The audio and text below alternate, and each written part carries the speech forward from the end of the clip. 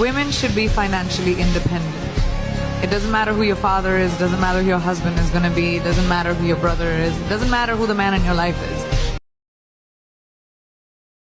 I think financial literacy is about awareness, it's about control, and it's about growing day in and day out. The thing is, money is more psychological and emotional than it is financial or mathematical, because I can sit here and give you all of the stock picks and the investment advice and so on, but if you are not mentally prepared to unpack your feelings about money and deal with any financial traumas you may have, or just your habits in general, nothing I tell you is going to work for you. So there are a couple of things that I want you to always keep in mind as you are on your financial literacy journey. Number one is awareness. You need to be aware.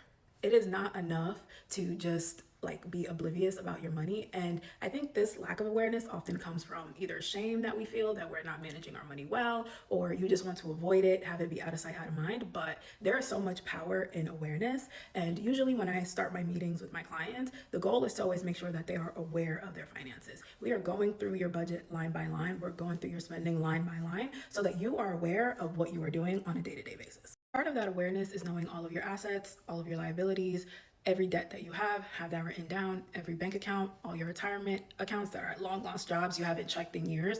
You should be aware of that. Number two, control. You should be and feel in control of your money. So you can't outsource that to anyone else. You should feel confident that you're able to make the decisions that you need to make for yourself financially. And if anything is going wrong, you have the ability to course correct and actually get yourself in line.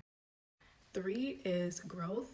You are going to learn a lot about yourself as you work on the journey to become financially literate. And some of the things will shock you, but as you continue to grow, as you continue to acquire more knowledge, you're going to feel a lot more in control of everything. So continue on this journey with me. Stay tuned for episode 2, where we'll be talking about all of the bank accounts that I think you should have as someone that's getting started managing their money. One of the most dangerous things that you can do as a woman is not be financially literate. And I'm not saying you have to be a finance bro, but it is imperative to know the basics, because the world is already set up to take advantage of us, and you allow it to take advantage of you easier by not knowing finance basic things. And what scares me even more is when women outsource their financial responsibility to a man. Even the best man is still a man at the end of the day, and oftentimes things can happen that are not within your control. So even if he does have the best intentions for you, if something were to happen and he passes away or he loses his job or anything like that, you now become the person that is responsible for all things financial, and you can't "I'm just a girl" your way out of that. I encourage you to start being aware of all of the finances in your household. Even if your man pays all the bills, you should know what the bills are. You should know how to pay them. You should know how much you guys spend on a monthly basis. You should be aware of what is going on.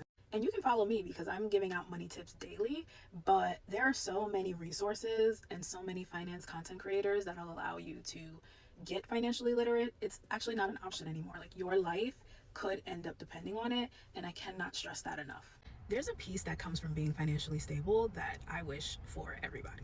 It's the feeling of knowing that you can pay all your bills comfortably on a monthly basis, or if an emergency was to come, you'd be able to pay for it, or even just being able to buy yourself something that you want randomly without having to think too deeply about the purchase. 10 out of 10. And I would say there are really 3 things that have attributed to this level of financial stability and comfort that I'm at now that I'd love to share with you guys.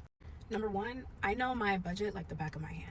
I know how much comes in and how much leaves on a monthly basis, and I live within those means, so I never have to be concerned about my expenses overseeding how much money is coming in.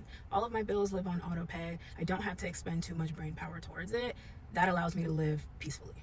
2, I feel like I have control over how much money I can make, and that is a really good feeling because I'm in the self-employed world, so how much money I make is associated with how much work I decide to do.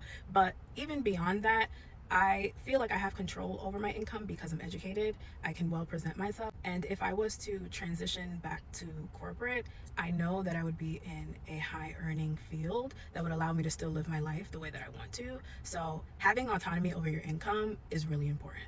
And lastly, I do not compare my financial journey to other people's finances, right? I'm only focused on my own journey. There are people who make more money than me. There are people who make less money than me. And there are people who are able to afford things that I can't afford.